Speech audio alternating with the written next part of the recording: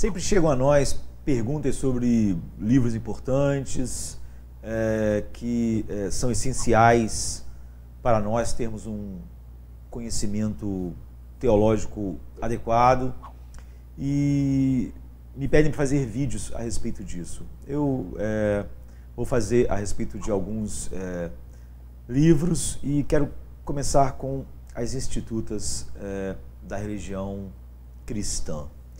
E me perguntaram um dia por que as institutas começam com o prefácio de Calvino a Francisco I. Eu acho que aqui é um bom ponto para começarmos. João Calvino ele tinha 26 anos quando ele redigiu a primeira edição das institutas da religião cristã, o que é incrível nós imaginarmos alguém tão jovem produzindo algo assim. Então, ela foi publicada no ano seguinte, em 1536, e sua quinta e última edição em latim, publicada em 1559. Houve algumas edições francesas publicadas durante a sua vida, mas a última é 1559 e foi quase 5 vezes mais longa, não é, do que a primeira edição. Mas mesmo assim, ainda tinha o seu discurso como prefácio ao rei Francisco I da França.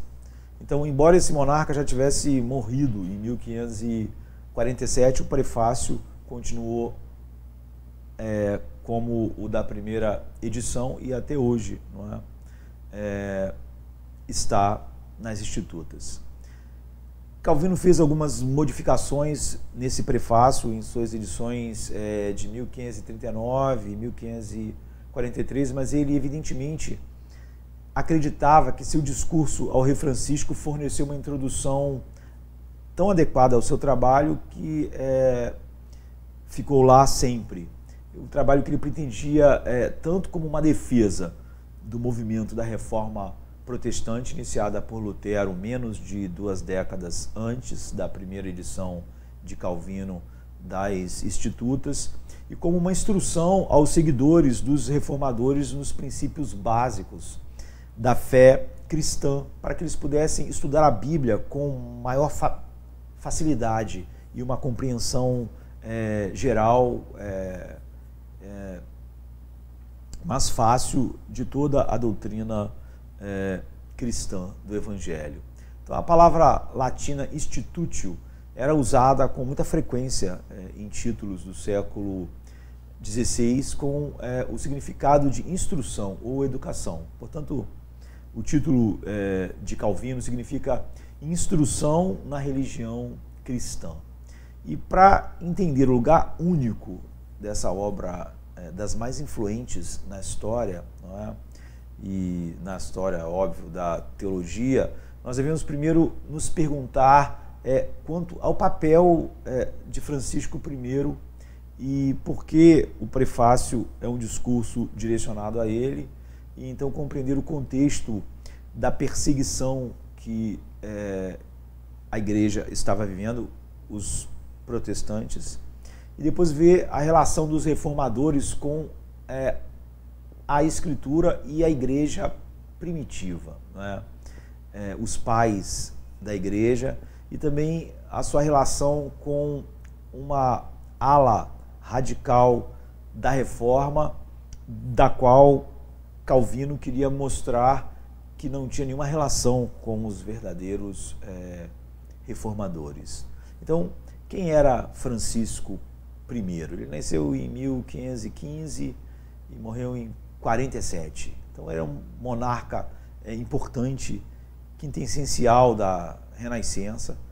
E Francisco tinha 21 anos quando se tornou rei da França. Os historiadores dizem que ele tinha mais de 1,80 m, né, era alto. Ele era um promotor de bolsa de estudos e ele adorava roupas magníficas como os reis do século XVI. E ele praticamente exatamente contemporâneo de Henrique VIII da Inglaterra, que é tão importante na história da Reforma. Henrique VIII nasceu em 1509 e morreu em 1547. E Francisco teve um encontro com Henrique VIII em junho de 1520 no campo do Pano de Ouro, fora de Calais, né, para resolver algumas das disputas entre os reinos, e é considerado um dos encontros mais pomposos, né, entre monarcas do século XVI, XVII. E como Henrique VIII, Francisco I então era um namorador, não é? Um homem de muitas mulheres. Por exemplo, em maio de 1517 se registra que ele e seus cortesãos cavalgaram incógnitos pelas ruas de Paris à noite, visitando casas de prostituição, e que ele costumava fazer essas coisas. Em 1522, a corte de Francisco era composta por 540 funcionários, mais do que o dobro do seu antecessor, Luís XI, não é? Em 1480.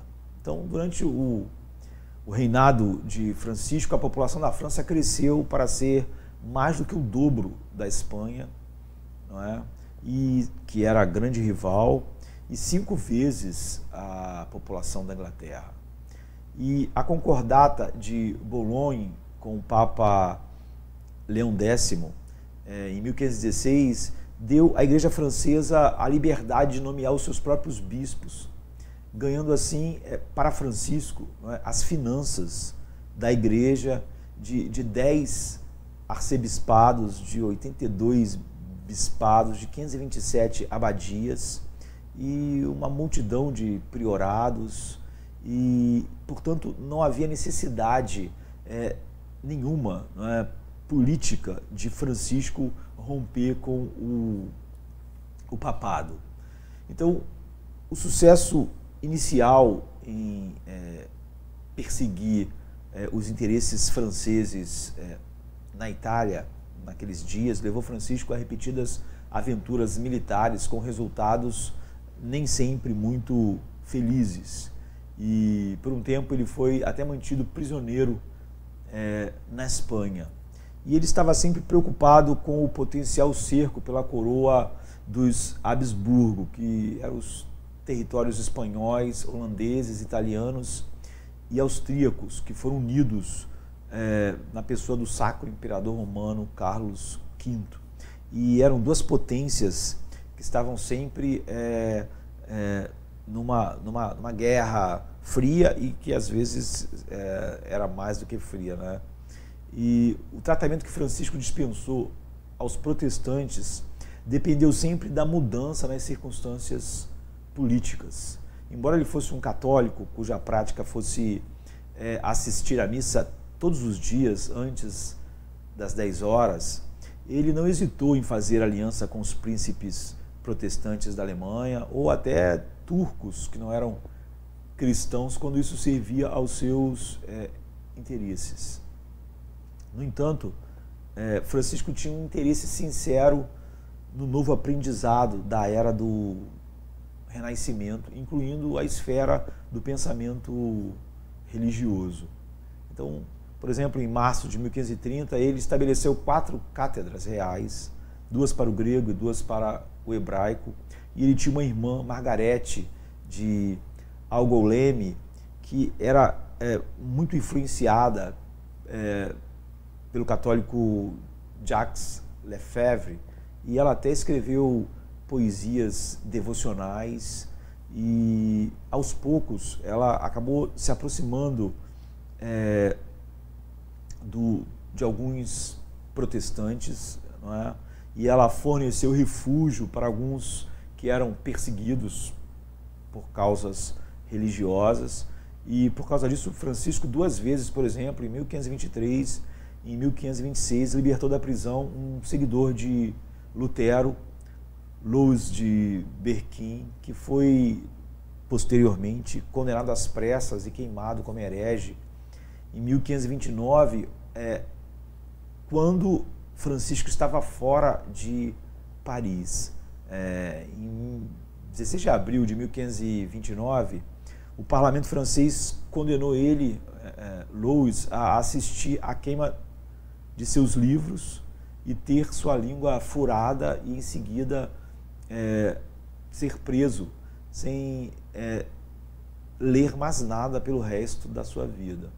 E quando Berquin se recusou, mesmo em silêncio, a tolerar a condenação da verdade, ele foi devolvido à prisão e no dia seguinte, rapidamente, antes que Francisco voltasse a Paris, no dia 17 de abril de 1529, ele foi levado e queimado na fogueira pelo parlamento francês. Ele, Berquin, era alguém que era extremamente católico, era nobre, não é? E extremamente interessado, e lendo, ele acabou chegando à conclusão de que os protestantes que estavam pregando aquilo que a Bíblia ensinava. Então, todas as obras originais dele foram perdidas e apenas algumas das suas traduções de Erasmo permaneceram.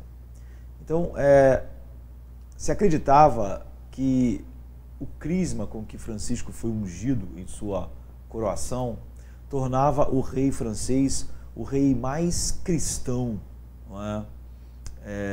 Que a França já teve, cujo toque poderia curar, por exemplo, doenças de pele, que eram muito comuns naqueles dias, várias doenças de pele, né? E em 1530, Francisco tocou cerca de 1.730 pessoas, para essas pessoas supostamente poderem ser curadas. Então, nós não podemos demorar muito, mas esse foi a quem João Calvino chamou de monarca mais poderoso e ilustre, Francisco, o rei mais cristão dos franceses. Tem algumas traduções que dizem cristianíssimo, né? O rei cristianíssimo dos franceses. Então, embora Calvino possa ter alguma esperança de apelar aos interesses acadêmicos e religiosos do seu monarca, né, do seu rei Francisco I, o contexto imediato da escrita de Calvino é de perseguição. Na verdade, em seu terceiro parágrafo, ele está denunciando a injustiça do regime francês. Ele próprio, Calvino, tinha sido exilado, não é, da França, do seu país natal, e ele aparentemente foi implicado num discurso inaugural reformador de Nicolas Cop, um novo reitor da Universidade de Paris, em 1º de novembro de 1533. Até algumas pessoas atribuem que o próprio discurso foi redigido por Calvino.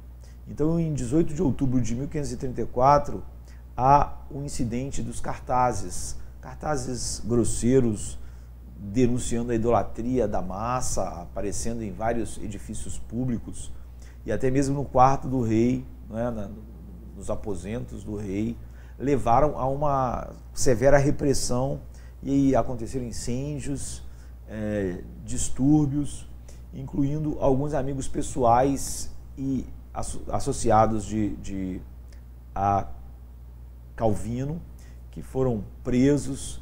Então, claramente, a tolerância de Francisco para a reforma, ela houve e estendeu-se apenas até o ponto da ruptura pública da sociedade e de problemas públicos que começaram a surgir. Mas para Calvino, né, aqueles condenados à morte por causa desses eventos eram verdadeiros mártires da fé cristã. E assim, dirigindo-se ao rei, né, em 26 de agosto de 1535, Calvino deixa claro que não está escrevendo uma defesa pessoal, pois embora ainda ame o seu país, né, a França, Calvino diz: do jeito que as coisas estão agora, não me arrependo muito de ser exilado. Em vez disso, abraço a causa comum de todos os crentes e do próprio Cristo. Apelando ao rei para encontrar tempo para ler, ele diz: esta nossa confissão. Calvino então declara que uma grande questão está em jogo.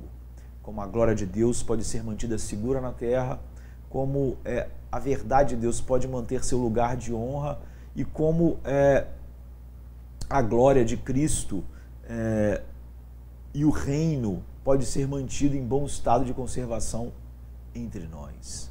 Então, sentindo que ele e seus companheiros reformadores são falsamente acusados de heresia e sedição, Calvino procura demonstrar a ortodoxia e, juntamente com isso, a conduta ordeira do movimento protestante, que não estava ligado à sedição ou luta política. Então,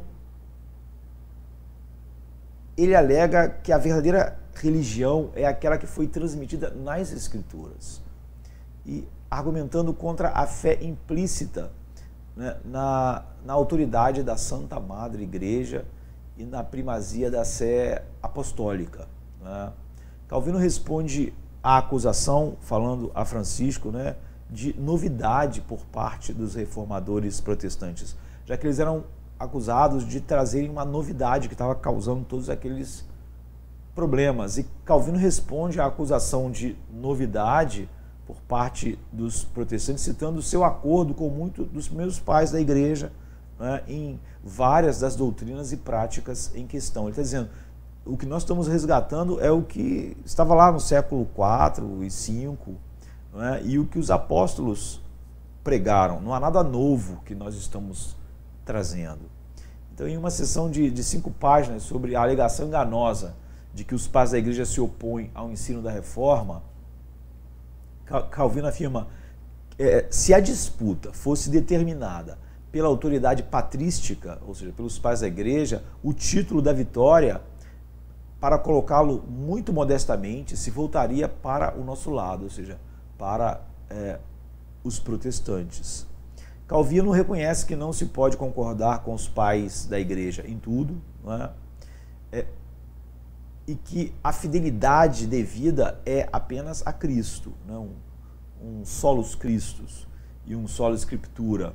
Mas então ele cita várias obras dos pais da igreja para mostrar que a igreja de Roma é que impôs muitas coisas que a antiga igreja não aceitava, como a abstenção de carne, a mendicância de monges, imagens de Cristo ou santos, transubstanciação, em como a missa acontecia, muitos cânones e doutrinas sem qualquer base na palavra de Deus, celibato do clero, leis de jejum, e entre os citados estão Jerônimo, vários bispos são mencionados, Eusébio, Agostinho, Epifânio, e, enfim, Gelásio, João Crisóstomo, Cipriano, Tertuliano. Então, ele queria mostrar que os reformadores não estavam trazendo nada novo, como que, na verdade, eles estavam pregando o que os apóstolos pregaram e que os pais da igreja, logo depois dos apóstolos, também. E que a igreja, a Sé romana, é que introduziu um monte de coisas que não tinha nenhuma relação com a Bíblia. E em outubro de 1536, Calvino foi recrutado por Farel, como nós conhecemos a história, para a reforma em Genebra, e ele participou junto com Farel e Pierre Viret em uma disputa com clérigos católicos romanos em Lausanne. Inicialmente ele permanece em silêncio durante a primeira parte do debate, e Calvino entrou em ação sob a acusação de um dos disputantes debatedores católicos de que os protestantes desprezavam a antiguidade. E a resposta de Calvino mostra mais uma vez que ele estudou diligentemente os pais da igreja, e ele é capaz e foi capaz de citar passagens-chave de memória, se referindo de improviso a Tertuliano, Crisóstomo e 6 passagens de Agostinho, praticamente dando capítulo e verso. Essa exibição de patrística confirmou a afirmação de Calvino de que os primeiros pais tendiam a apoiar a reforma. E é dito que depois que Calvino falou, o irmão franciscano Jean Tandy levantou-se para anunciar sua conversão ao Evangelho. Não é? Então, Calvino fez o mesmo tipo de reivindicação de apoio dos pais da Igreja em sua resposta, por exemplo, ao cardeal Sadoleto, né? A famosa resposta. Em 1º de setembro de 1539, depois que Farel e Calvino foram expulsos de Genebra, em 1538, o cardeal Jacobo Sadoleto procurou trazer Genebra de volta ao domínio romano da Igreja Católica. E Calvino respondeu de Estrasburgo ao Tratado de Sadoleto, concentrando-se no que constitui a verdadeira Igreja. E Calvino citou Crisóstomo para enfatizar a simples doutrina do Evangelho. E depois, em seguida, ele reivindicou o apoio dos antigos pais. Parafraseando, ele diz: mas aqui você traz uma acusação contra mim, pois você ensina que tudo o que foi aprovado por 1500 anos ou mais, pelo consentimento uniforme dos fiéis, é por nossa precipitação rasgado e destruído. Mas você sabe, Sadoleto, não apenas que nosso acordo com a antiguidade é muito mais próximo do que o seu, mas que tudo o que tentamos foi renovar a forma antiga da Igreja, que, a princípio, foi distorcida e manchada por analfabetos de caráter indiferente. Foi posteriormente mutilada e quase destruída pelo pontífice romano e o seu séquito. Não é? Ele diz: não vou pressioná-lo tanto a ponto de chamá-lo de volta à forma como os apóstolos instruíram, mas o que devíamos fazer. Embora nela tenhamos o único modelo de uma igreja verdadeira, mas eu nem vou levar até lá, não é? E todo aquele que dela se desvia no menor grau está errado, e vocês se desviaram completamente. Mas para ser indulgente com você, não é? Até agora, eu peço que coloque diante dos seus olhos a forma da antiga igreja, como seus escritos provam ter sido na época de Crisóstomo e Basílio, entre os gregos, e Cipriano, Ambrósio e Agostinho, entre os latinos. E depois de fazer isso, contemplar as ruínas daquela igreja que agora sobrevivem sob a liderança de vocês. Você vai declarar aqui alguém um inimigo da antiguidade que, zeloso pela piedade e santidade antigas e insatisfeito com o estado corrupto que a igreja está agora, essa igreja dissoluta e desprezada, tenta melhorar sua condição e restaurá-la ao esplendor puro do Evangelho. Você vê que Calvino faz uma defesa, não é, de como a reforma estava trazendo de volta o ensino apostólico e também em como a igreja era nos primeiros séculos, e não o contrário, como eles estavam sendo acusados. Então esse é o discurso preliminar ao rei Francisco, não é? Introdutório das Institutas, a quem ele direciona. Calvino diz: olha, certamente a Igreja de Cristo viveu e viverá enquanto Cristo reinar à direita do seu Pai. Contra esta igreja, nós não temos disputa, nós não lutamos, mas enquanto seus oponentes afirmam que a forma da igreja é sempre aparente e observável, e eles colocam essa forma na sé da igreja romana e sua hierarquia, ele afirma que tem outro monarca, a saber, a pura pregação da palavra de Deus, aquilo que realmente é o monarca, né, que dirige a igreja, e a administração legal dos sacramentos. E embora a igreja, como no tempo por exemplo, de Elias, do Antigo Testamento, nem sempre deva ser identificada com instituições externas e visíveis, né? As citações de Calvino dos pais da igreja mostram que ele prontamente se identificou com a igreja dos séculos IV e V como representando o cristianismo clássico, não é? 60% de suas citações nas Institutas e em seus comentários são provenientes de pais ocidentais entre os concílios de Nicéia, 325 depois de Cristo, né, e Calcedônia, 451 depois de Cristo. Depois de refutar, né, a acusação católico-romana de ser uma novidade o que os protestantes os reformadores estavam ensinando, mostrando a consistência dos reformadores protestantes com a igreja ortodoxa antiga, não é? E com os apóstolos e com o Novo Testamento, Calvino a seguir responde a outra acusação, a acusação de tumultos sediciosos resultantes da Reforma. Nos contextos de Martinho Lutero em Wittenberg, né, e também Zwinglio em Zurique e na Suíça de língua alemã, a reforma eclesiástica aprovada pelo magistrado civil acabou depois sendo também acompanhada por uma onda, né, mais radical e uma separação entre igreja e Estado. Então, na cidade no noroeste da Alemanha de Münster, que quer dizer monastério, né, tem esse nome porque muitos séculos atrás já havia lá um monastério. Então, nessa cidade, no noroeste da Alemanha, a reforma radical, né, alguns supostos seguidores dos reformadores radicais ganharam o controle do governo eclesiástico e civil.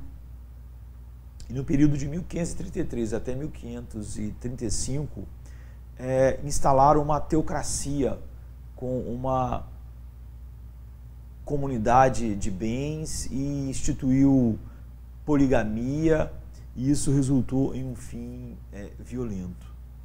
Então, escrevendo sua primeira edição das Institutas, no ano em que a teocracia revolucionária de Münster foi derrubada e a ordem foi restaurada pelas forças luteranas e católicas, não é? Calvino atribuiu tais tumultos à obra de Satanás, que sempre, através da história, procura opor a verdadeira fé com a falsa fé e semear o joio, não é, no meio do trigo, como era o caso nos dias dos apóstolos. Agora, na Reforma, existem movimentos que Satanás inspirou a fim de desacreditar os reformadores genuínos. Ele faz essa defesa diante de Francisco, né? Então, de sua parte, Calvino nega ao rei Francisco qualquer esforço para derrubar reinos, reis.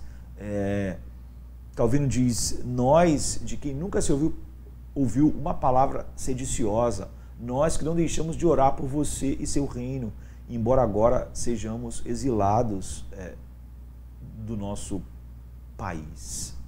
Então, quais são os objetivos das Institutas?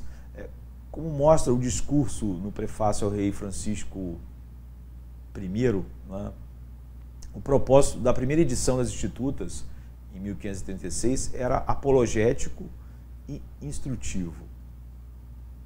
Em seu raro relato autobiográfico, não é, o prefácio do autor ao seu comentário sobre os Salmos, datado de 22 de julho de 1557, Calvino descreve como, enquanto eu estava escondido na Basileia e era conhecido apenas por algumas pessoas, muitos fiéis e santos foram queimados vivos na França. E como esses mártires eram falsamente identificados como anabatistas e pessoas sediciosas, né? Nesse contexto, Calvino diz, me parecia que, a menos que me opusesse a eles, os que faziam essas falsas acusações, com o máximo da minha capacidade, o meu silêncio não poderia ser justificado pela acusação de covardia e traição. Então, foi essa consideração que me levou, ele diz, a publicar minhas institutas da religião cristã. Meus objetivos eram, Calvino diz, primeiro, provar que esses relatos eram falsos e caluniosos, e assim vindicar meus irmãos cuja morte foi preciosa aos olhos do Senhor. E a seguir, que como as mesmas crueldades podem muito em breve ser exercidas contra muitos indivíduos infelizes nas nações estrangeiras, que podem ser tocadas com alguma compaixão, né, para com eles, através da obra, da minha obra, para mostrar como eles não são sediciosos. E ele diz, quando foi então publicado, não era aquela obra copiosa e laboriosa que é agora, mas era apenas, inicialmente, um pequeno tratado contendo um resumo das principais verdades da religião cristã, e foi publicado com nenhum outro propósito senão que os homens pudessem saber qual era a fé mantida por aqueles que eu viu e perversamente difamados por aqueles bajuladores infames e pérfidos, né, do governo, e por isso foram queimados vivos.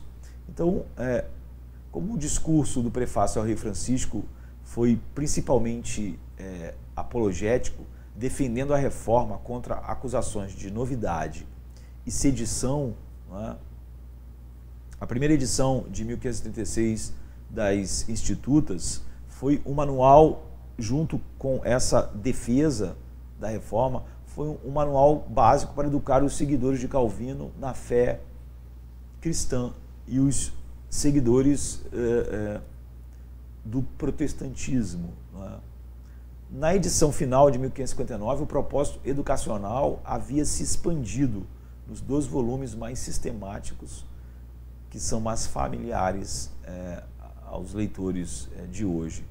Então, embora a edição final de 1559 evidentemente satisfizesse Calvino com seu arranjo mais sistemático de doutrina bíblica, o seu propósito ainda não era especulativo, mas sim prático, não é?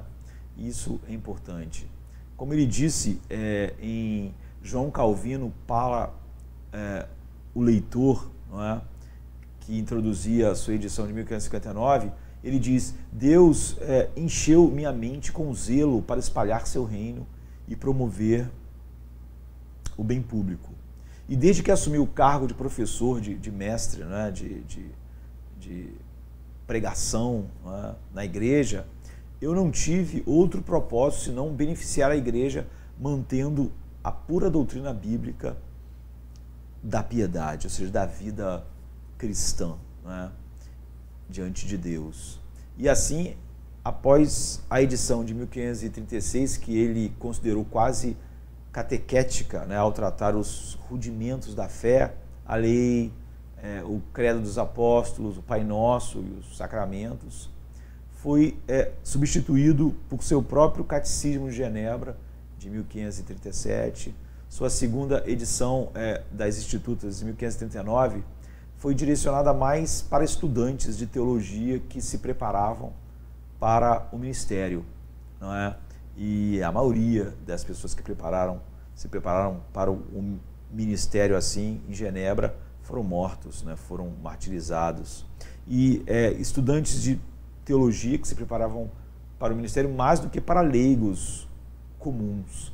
Então, como Calvino diz em suas palavras introdutórias à edição de 1559, tem sido o meu propósito, ele diz, nesse trabalho, preparar e instruir os candidatos em teologia sagrada para a leitura da palavra divina, a fim de que possam ter fácil acesso e avançar nela, na palavra, né, sem tropeçar. E Calvino se preocupou até o fim, no entanto, não apenas como estudante de teologia, mas também como cristão comum. Em seu assunto do trabalho atual, apresentando sua última edição francesa de 1560, ele escreveu: talvez o dever daqueles que receberam de Deus mais luz do que outros, como ele, né, seja ajudar as pessoas simples neste ponto e, por assim dizer, pegar nas mãos deles a fim de guiá-los e ajudá-los a encontrar a soma do que Deus quis revelar em sua palavra. Então, duas coisas devem ser especialmente notadas nessas declarações de propósito do próprio Calvino em produzir as Institutas. Uma é que, quer esteja pensando em estudantes de teologia ou em cristãos leigos, não é, pessoas comuns, o propósito dele é fornecer uma base para o estudo das Escrituras. Conforme Calvino anexou a sua edição francesa de 1560, ele diz: posso pelo menos prometer que esse trabalho pode ser uma chave para abrir um caminho para todos os filhos de Deus em uma compreensão boa e correta da Sagrada Escritura. Assim, se doravante Nosso Senhor me der os meios e a oportunidade de escrever alguns comentários, que é o que ele fez, né? Nós temos vários comentários de todos os livros da Bíblia, praticamente Calvino. Ele diz: se Deus me deixar escrever alguns comentários, eu usarei a maior brevidade possível nos comentários, pois não haverá necessidade de longas digressões, visto que eu tratei, por fim, quase todos os artigos relativos ao cristianismo, à fé cristã, nas Institutas. Ou seja, quem estudasse as Institutas, ele não precisaria ser muito longo nos comentários, porque essas pessoas já teriam uma visão global de todas as doutrinas bíblicas importantes. A segunda coisa a ser notada é que o propósito final é a piedade, é a vida cristã, é a santidade, não é? O longo título da primeira edição ressalta esse ponto: Institutas da religião cristã, abraçando quase toda a soma da piedade e tudo que é necessário saber sobre a doutrina da salvação. Uma obra muito digna de ser lida por todas as pessoas zelosas pela piedade, etc. O título é enorme, não é? O que é comum também em muitas obras dos puritanos, por exemplo.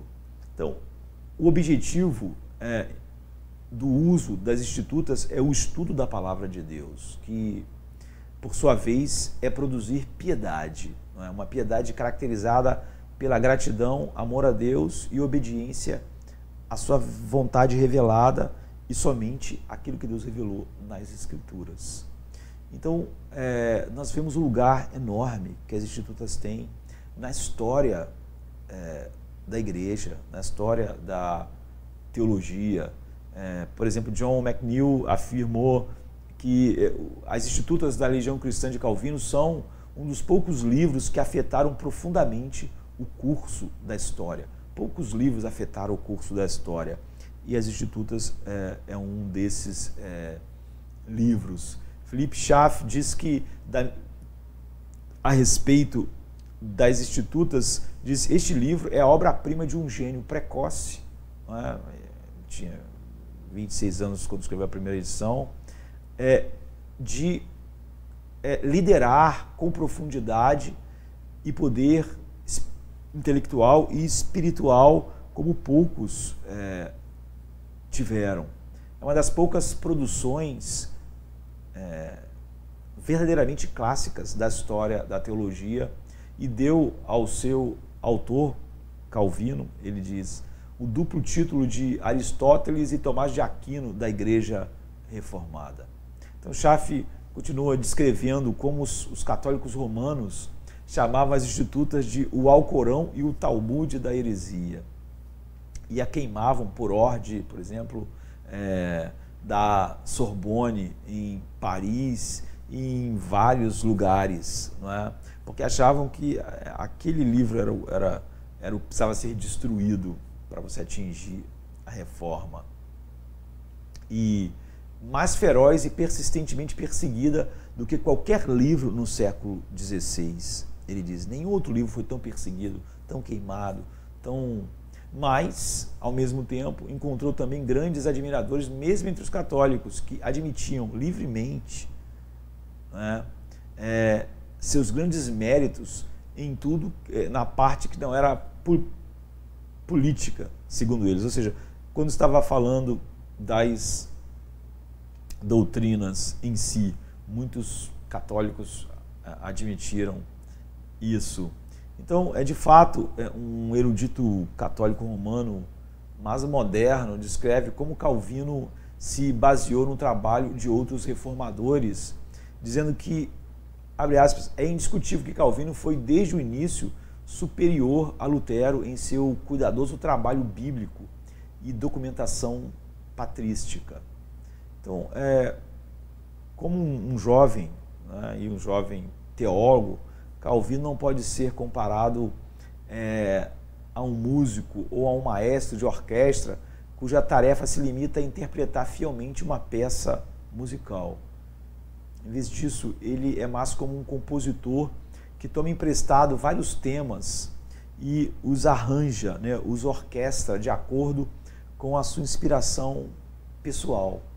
Calvino faz os temas de Lutero, Melanchthon, Zwinglio e Bucer ressoarem, às vezes forte e às vezes piano, né? Às vezes suavemente. E faz de todos esses temas uma composição própria, né? Então, outro intérprete moderno, protestante, mas que é fora da tradição reformada, dá uma avaliação assim: quase certamente a grande reputação de Calvino se deve à sua paixão e liderança pessoal e sua mente sistemática magnífica, conforme é expressa em sua obra-prima, As Institutas da Religião Cristã, publicada em várias edições ao longo da sua vida. Tornou-se o livro-texto da teologia reformada por séculos e ainda hoje é publicado, analisado, interpretado e debatido. Então, as Institutas de fato ganharam aceitação imediata entre os protestantes reformados, né, no século XVI. E como relata Schaff, os evangélicos saudaram as Institutas imediatamente, com louvor entusiasmado, como a defesa mais clara, mais forte e mais lógica e mais convincente das doutrinas cristãs desde os dias dos apóstolos.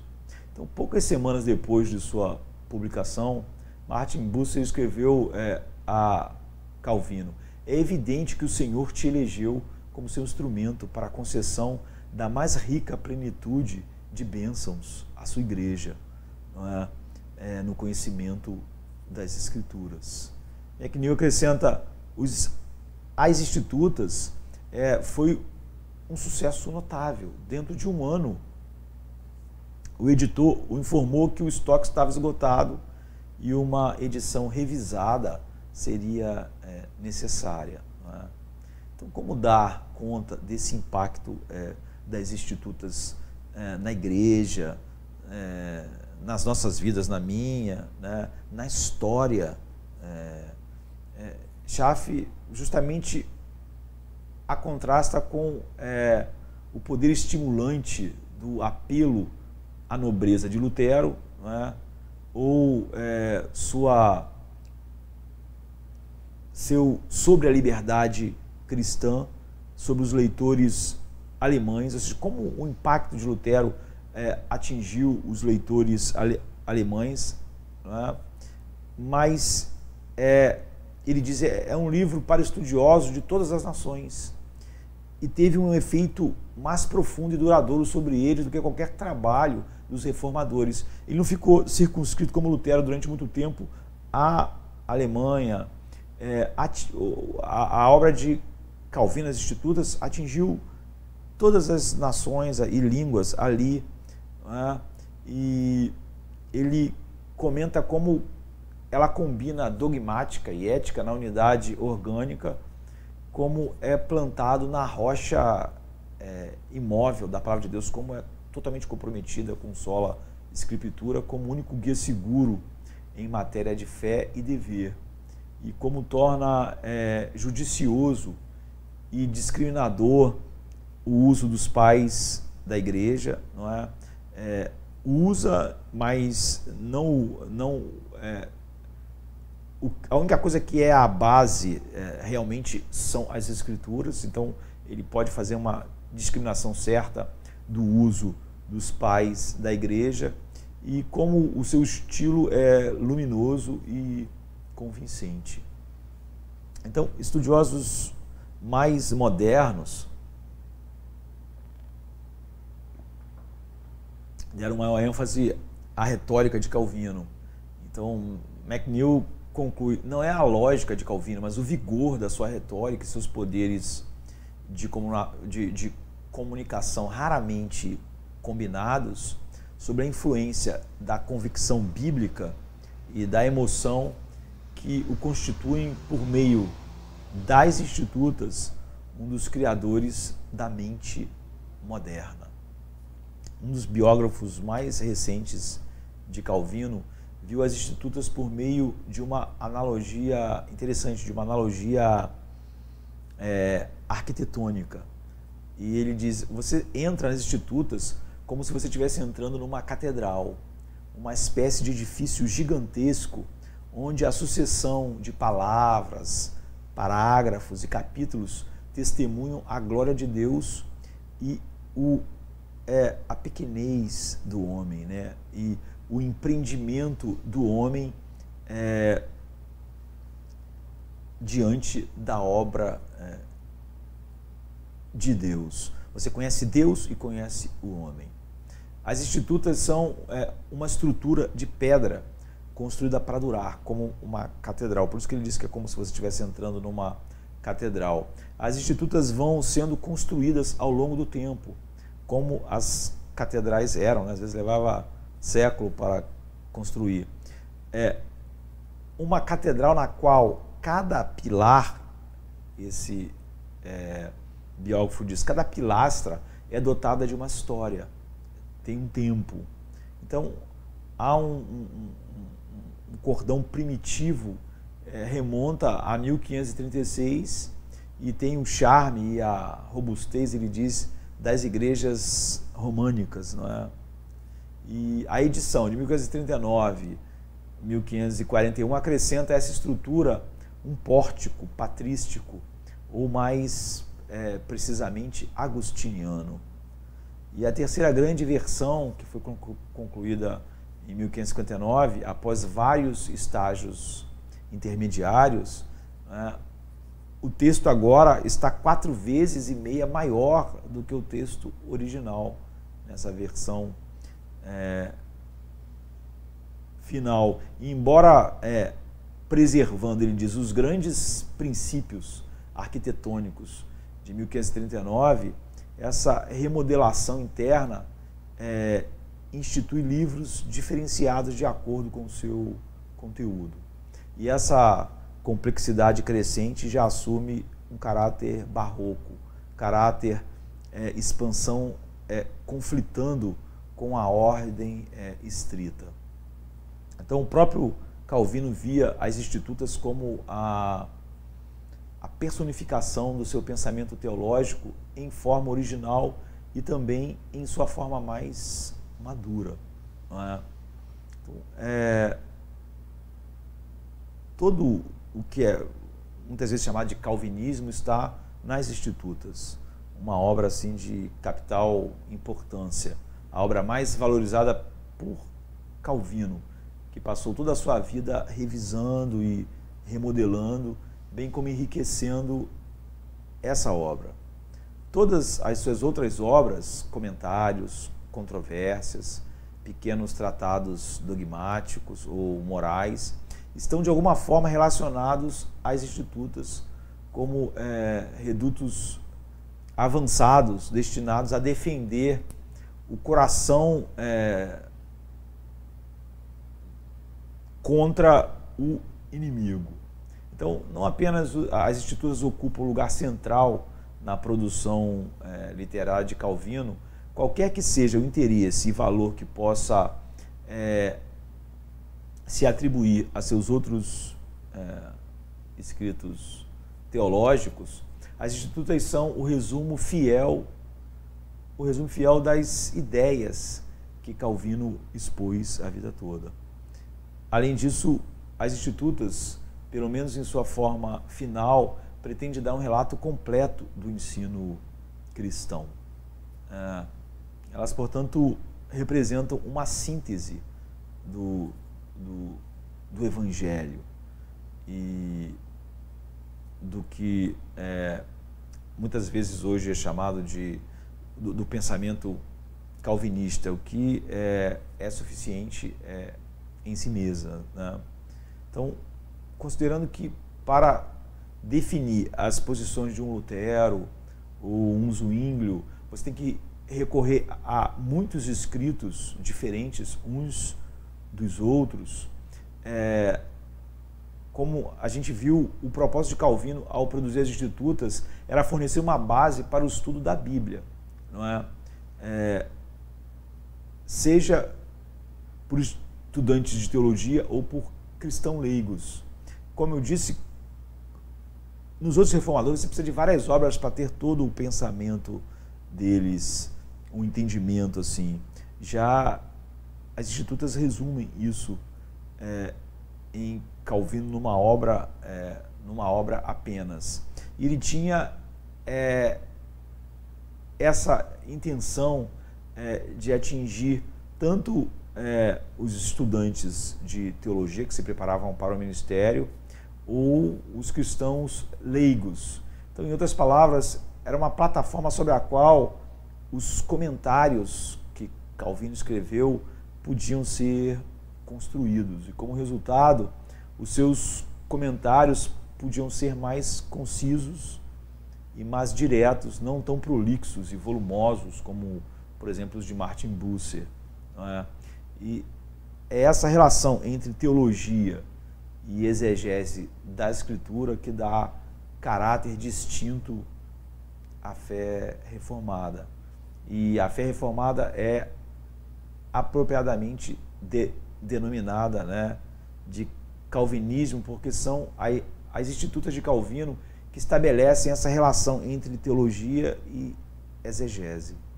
Richard Gamble sugere, né, a conexão entre duplex cognitio Dei, a inter-relação do conhecimento de Deus e do conhecimento de si mesmo, não é?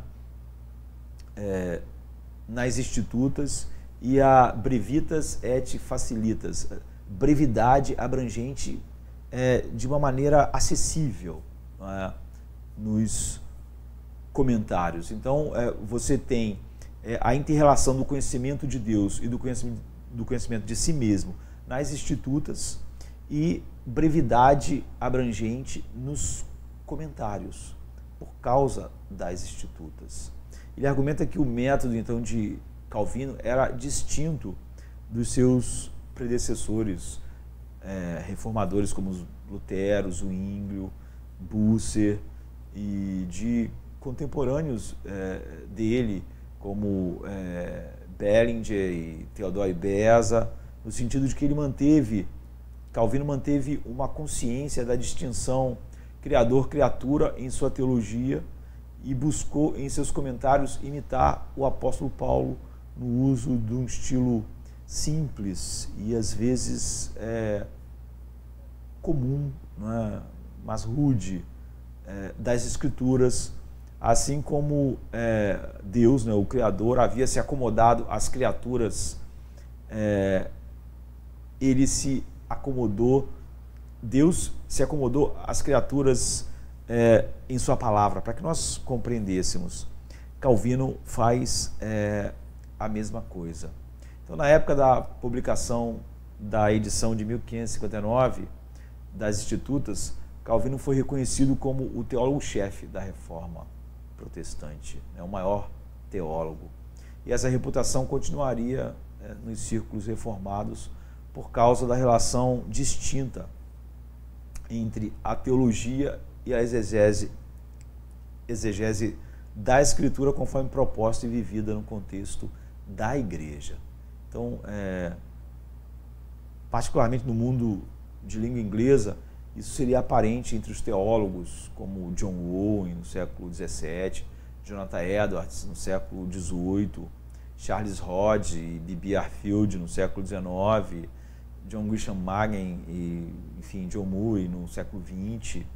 Como Calvino, esses teólogos eram expositores das Escrituras, mas também pregadores da palavra no contexto da igreja local, né?